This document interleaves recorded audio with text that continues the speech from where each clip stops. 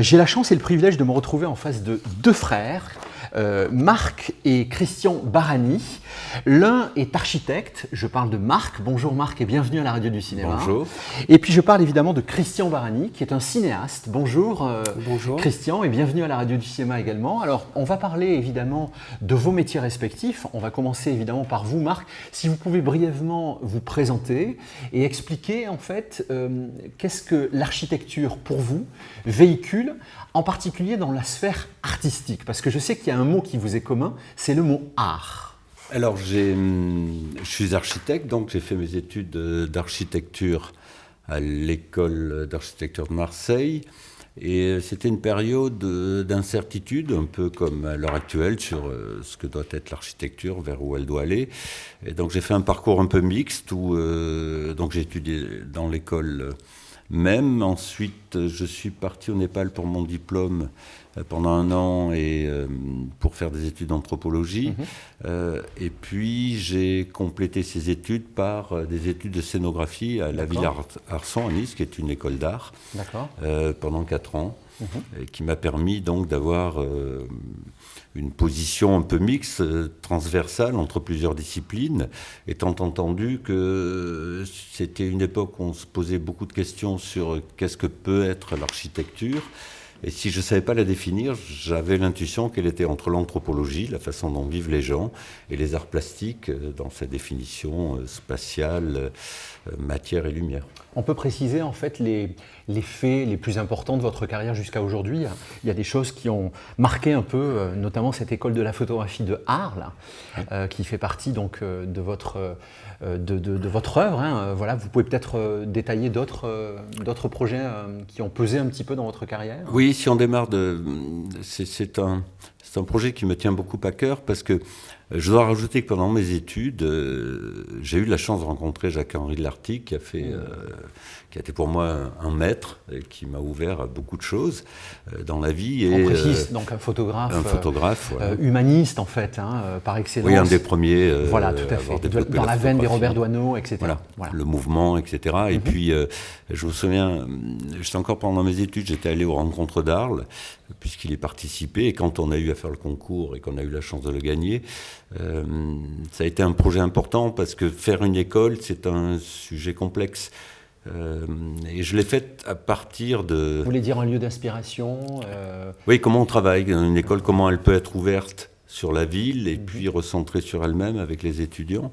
Et m'est venu à l'esprit à ce moment-là Cartier-Bresson qui disait faire de la photo, c'est fermer un œil pour regarder à l'intérieur et ouvrir un œil pour regarder le monde.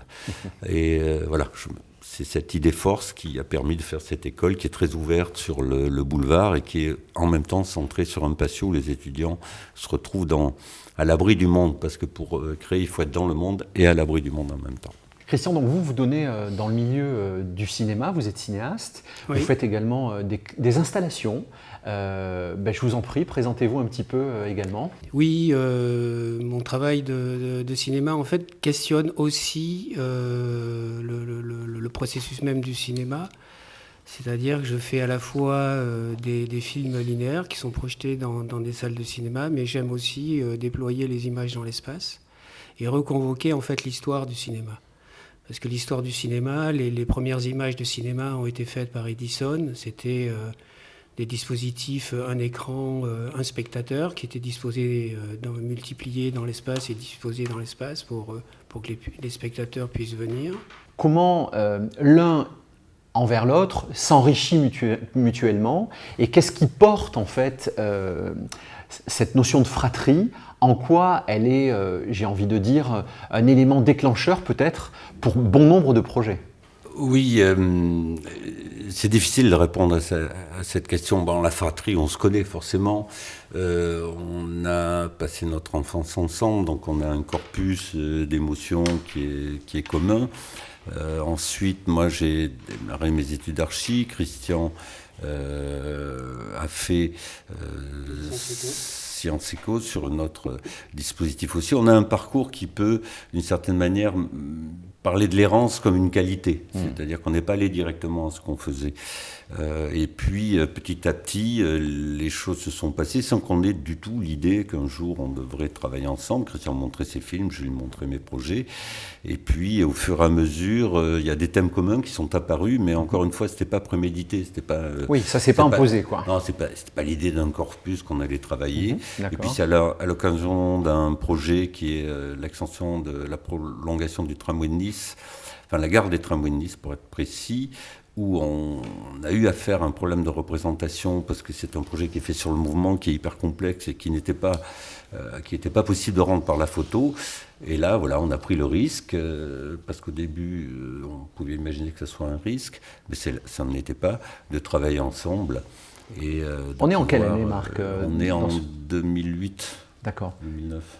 Christian, parlez-moi de cette première expérience. Le travail s'est déroulé d'une manière très très simple. Marc m'a amené sur le projet.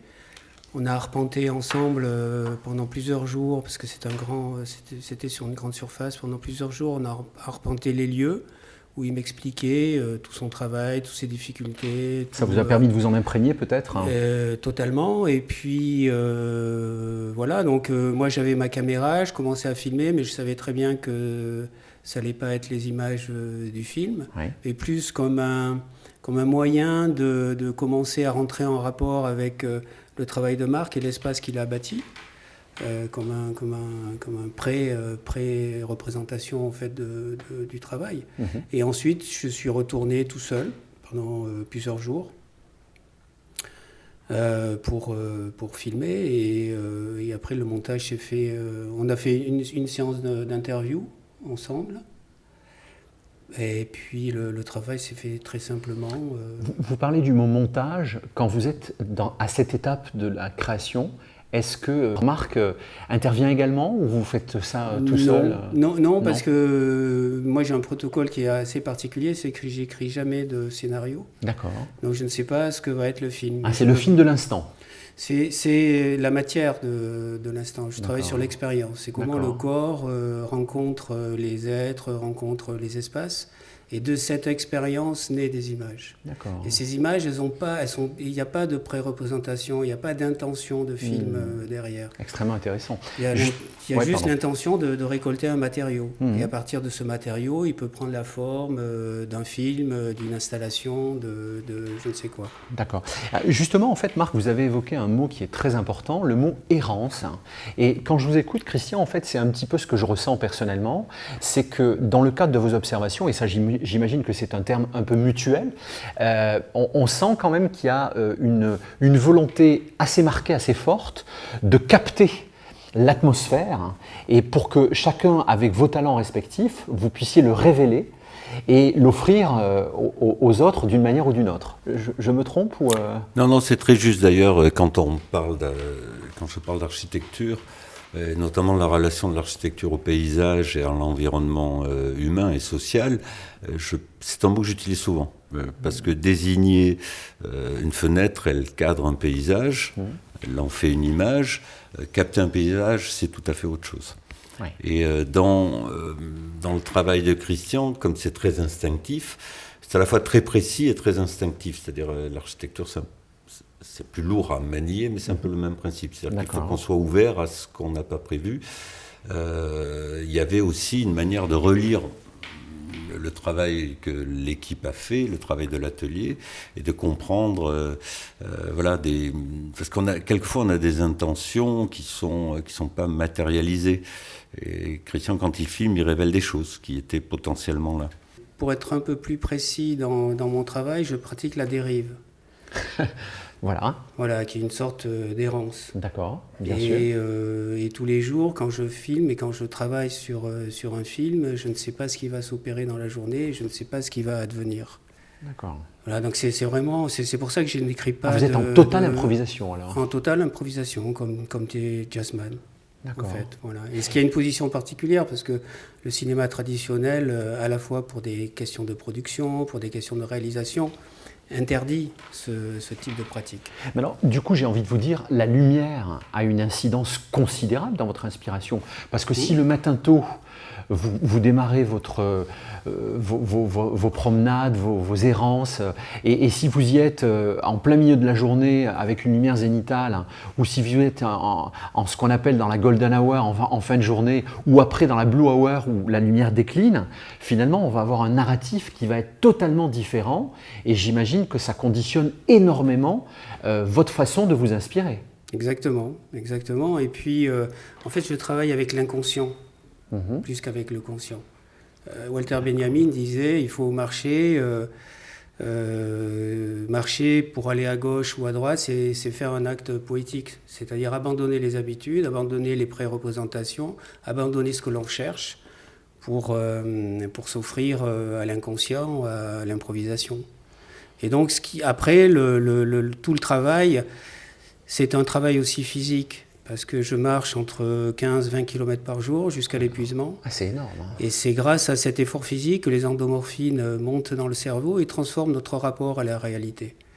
Et donc on est comme une espèce dans un état de transe. Voilà, une sorte de petite transe, mais qui permet pour moi de me mettre dans un état où je peux rencontrer les espaces, les êtres, et pouvoir et ça filmer. Conditionne votre créativité du coup. Bien sûr, j'ai pas de pied, j'ai toujours ma caméra à la main, je suis tout seul et je me perds dans les espaces. Et alors du coup Christian, la question c'est, vous filmez en permanence ou vous filmez en fait quand vous jugez que c'est le moment? Quand il y a une rencontre entre mon inconscient, ce que je cherche et le monde qui fait face à moi. C'est une sorte de triangle comme ça qui fait que d'un seul coup il y a nécessité de filmer. Et quand je déclenche, je ne filme qu'une seule fois la prise. Je ne recommence jamais une prise. Marc, quand vous écoutez parler Christian de cette manière-là, on sent qu'il y a quand même une vraie posture artistique. Quel type de résonance ça véhicule chez vous? Il n'y a pas que l'intuition. Il y a aussi, quand je vois Christian filmer, on est parti à l'étranger, il l'a filmé, c'est qu'il est dans une sorte d'état qui fait qu'il y a certaines choses qui apparaissent alors qu'elles n'auraient pas dû apparaître. Parce que les gens autour, il y a une interaction avec le monde. Ça déclenche des émotions. Oui, il est capable de filmer quelqu'un qui suffisamment prêt pour que sa réaction soit là. Voilà, qui est agressif. Je l'ai vu filmer en Inde, un chauffeur comme ça qui se disait, qui l'a approché, il a amadoué avec la caméra. Enfin, c'est un truc incroyable. Tout ça, c'est pas que de l'intuition, il y a une espèce de rapport comme ça qui s'établit. Évidemment, tout ça a été étranger à l'architecture. Nous, quand on démarre, il y a une question d'intuition, quel va être le projet, mais il y a des données d'entrée de plus en plus complexes à trier, c'est un travail d'équipe, il faut organiser le travail avec des ingénieurs, avec toute une série de choses, mais ce que Christian m'a apporté aussi, qui l'a renforcé, j'en avais un peu l'idée, évidemment, c'est que faire une architecture, c'est faire des possibles aussi, même si c'est hyper précis, si ça va être compliqué, toutes les normes. Enfin, c'est un métier qui est de plus en plus technique. Il faut garder cette part d'imaginaire. Il faut garder l'architecture comme un potentiel. Et quand j'ai fini un projet, on a parlé avant avec Christian, et qui se balade à l'intérieur, ce potentiel, il se révèle. Là, sur le tramway de Nice, par exemple, j'ai demandé à Marilyn Desbioles, qui est écrivain, d'écrire un texte, et c'était une sorte de trépied. Elle a restitué ce lieu avec son outil qui est l'écriture, mais qui était, elle aussi, une sorte de rapport au site, au potentiel du site, au fait que, bon, le principe même de ce lieu, c'est que les gens se croisent, c'est que, voilà, il y a des voyageurs, il y a des traminots, on a requalifié un quartier, donc Christian a filmé les gens, il est allé filmer des gamins qui jouent, c'était essentiel, et ça, tout ça, c'est étranger à l'archi en termes de fabrication du projet. En revanche, il faut que l'architecture le permette. Il y a quand même cette dimension très poétique que je trouve qui vous est commune. Oui, sachant que c'est pas un objectif. D'accord. C'est une manière de faire, pour moi en tous les cas. C'est le résultat. Va réagir également là-dessus. Oui, c'est le résultat d'un travail qui, encore une fois, est fait aussi de lutte. C'est compliqué de faire un projet, de mettre une sorte de dualité. En ordre, voilà. l'ensemble des intervenants, parce que de l'ouvrier jusqu'au maître d'ouvrage et à l'homme politique, s'il y a dans toute la chaîne de la production une défaillance quelque part, ça va se voir, ça va se sentir quelque part. Bon. Ça va sonner faux. Voilà, la poésie, c'est pas un but.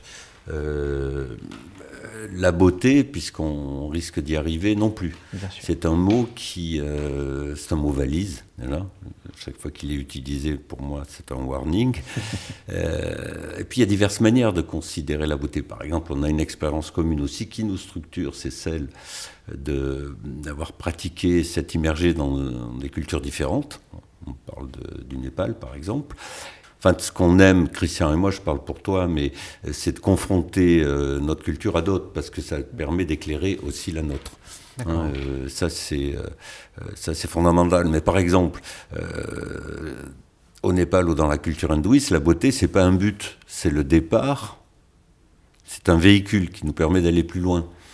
Et voilà, la question de la poésie, c'est un peu la même chose. Considérer la poésie comme un but ou la beauté comme un but, c'est se rétrécir artificiellement. Le dispositif, il doit être ouvert. Par contre, la manière dont le film se construit, se produit, se réalise, peut induire au final une forme poétique. Donc ça, c'est pour moi, le processus est fondamental et essentiel parce qu'il m'est personnel, parce que j'adore ça, parce qu'il me met en tension, parce que l'objectif est de créer du lien avec les êtres et les espaces que je rencontre et de partager un instant, même s'il est futile et très court, mais capter le regard de quelqu'un, l'attention, le geste, dans sa beauté, c'est pour moi essentiel. Alors justement, merci de me faire la transition. À tous les deux, je vous pose la même question et j'aimerais vraiment avoir votre avis personnel systématiquement. Pour vous, le mot beauté, il représente quoi ? Pour moi, c'est un état que je ne saurais qualifier, mais c'est un état qui peut être provoqué par vraiment des situations extrêmement différentes. Mais il n'y a pas une beauté. Le problème quand on parle de la poésie ou de la beauté, c'est qu'il n'y en a pas qu'une. Et précisément, notre expérience des voyages, c'est que dans certaines cultures, on trouve les choses belles, nous non. Voilà. La beauté, c'est un rapport personnel avec une émotion qui transcende d'une certaine manière, qui, encore une fois, je le répète, nous amène ailleurs, mais il n'y a pas une beauté. Et souvent, quand on prononce ce mot, on le prononce au singulier, alors qu'il devrait être systématiquement prononcé au pluriel. L'émotion, elle est personnelle, elle se construit. On parle d'art contemporain. Il est évident que on peut avoir avec Christian, parce qu'on fréquente certains artistes, des émotions devant des œuvres qui sont qualifiées d'œuvres et que d'autres vont ou ne pas comprendre ou chez qui ça va produire aucune émotion. Voilà. Donc cette notion de beauté ou de poésie, je pense qu'il faut en parler au pluriel parce que c'est un rapport personnel avec ces notions et que chercher à les définir, c'est une erreur parce qu'elles sont par définition évolutive et infinie. C'est une espèce de danse. Moi, ce que je veux jamais perdre de vue, c'est sans doute aussi en contact avec Christian, c'est le vivant, c'est la catégorie, c'est celle qui faisait que Jacques-Henri Lartigue, le photographe, photographiait. Ce qui l'intéressait, c'était d'attraper le vivant. Et quand on part de ce principe simple, essayer d'attraper le vivant à un moment donné, de lui permettre de s'épandre, on se rend compte que pour le faire, il faut une connaissance aiguë de tout. Ça rappelle un peu ce que tu disais, Christian, mais j'étais avec Lartigue à Frick Street, à Londres, parce que quand on voit ces photos, on se dit c'est super, il a attrapé un instant. Voilà. J'étais avec lui là-bas, et chaque fois, je me disais, parce que j'étais passionné par la photo, je me disais, tiens, ça aurait pu faire une belle photo, mais lui, il l'avait fait. Parce qu'il sentait les choses. Il sent le temps. Je me souviens d'une photo très précise avec une punk et un chapeau melambe de cuir, un type de la City. Il les voit arriver, ils se croisent, il s'imagine, il évalue le moment où ils vont se croiser. Comme il est né avant la mise au point automatique, il savait exactement, il a fait sa mise au point comme ça. D'accord. Au moment où ils se sont croisés, il y a eu un instant incroyable, un regard, sans jeter les deux, qui était en réalité très, très amical ou très en empathie, alors qu'on aurait pu s'attendre à ce que ça ne soit pas le cas. Voilà. C'est pour pouvoir essayer de produire du vivant, parce que c'est la catégorie qui pour moi est supérieure à celle de la beauté ou de la poésie, avec tout ce que ça comporte, d'inattendu, de bien, de mal, de machin, toutes ces catégories-là, elles sont mélangées. Il faut avoir une connaissance le plus aiguë possible des lieux, il faut y être attentif, des gens, des sociétés, des enjeux aussi qui fabriquent le projet, qu'ils soient économiques, politiques, techniques, sociaux.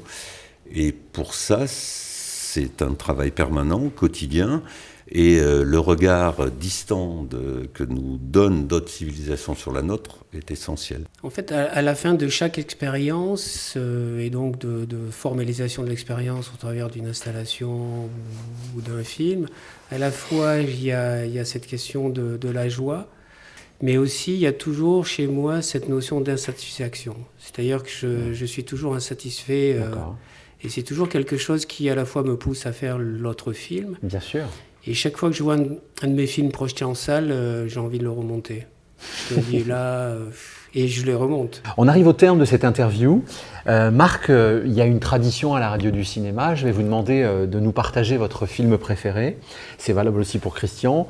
Votre musique de film préférée et votre réplique préférée. Alors, pour le cinéma, c'est Andrei Roublev de Tarkovsky. Ouais. Bah, j'aime bien cette idée de la position méditative par rapport à l'art, cet engagement total de l'artiste dans une quête qui lui permet de traverser les siècles. Il y a une dimension des paysages aussi.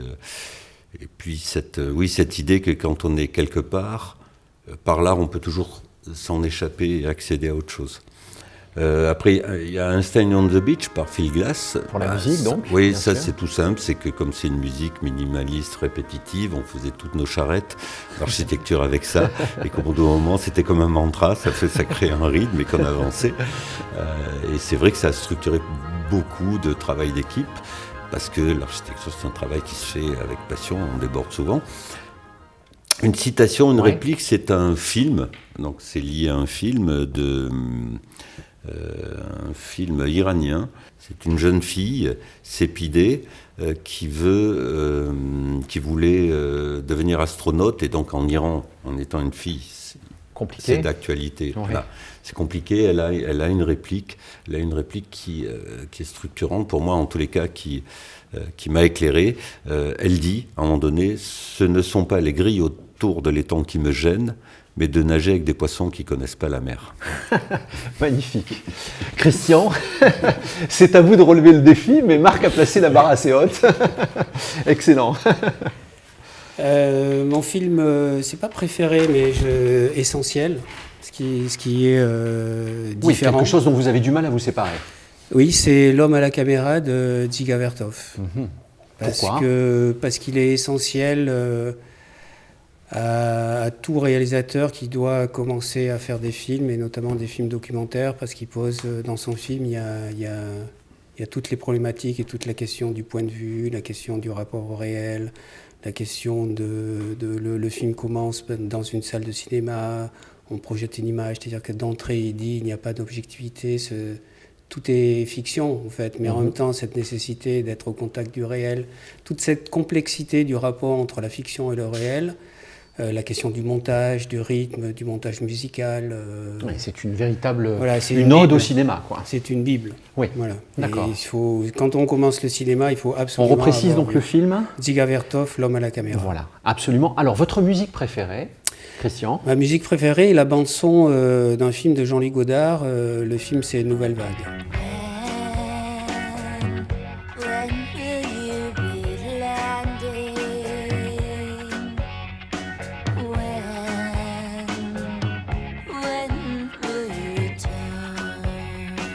Je trouve que le travail sonore, tout comme Tati et Godard, pour moi, sont les deux immenses réalisateurs qui considèrent le travail sonore comme une création essentielle et indispensable au film. Et une petite réplique pour terminer. La réplique, c'est un film toujours de Godard. Ouais. C'est à la fin, il y a Belmondo qui est en train de mourir, il dit c'est dégueulasse. Et Gene Seberg dit c'est quoi dégueulasse.